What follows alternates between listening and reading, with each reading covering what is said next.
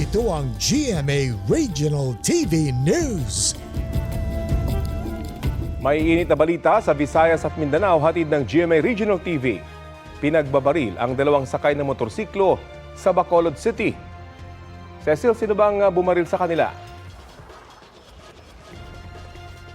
Rafi, hindi pa nakikilala ang salarin na patuloy pang tinutugis. Base sa investigasyon, walang nakirinig na may nagpaputok ng baril. Natagpuan na lang daw ang mga biktima na nakahandusay sa kalsada. Dinala sila sa ospital pero pumanaw ang isa sa kanila. Kritikal naman ang lagay ng isa pa. Inaalam pa ang motibo sa krimen ayon sa pulisya. May record ng pagnanakaw ang dalawang biktima.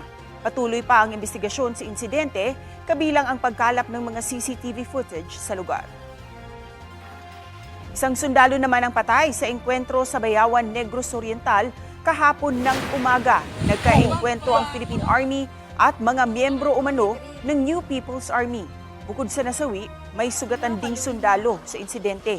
Hindi pa tukoy kung may casualty sa kabilang panig. Ayon kay 302nd Infantry Brigade Commander Brigadier General Jason Pumawan, nagsasagawa sila ng combat operation noon nang paulanan bigla sila ng bala.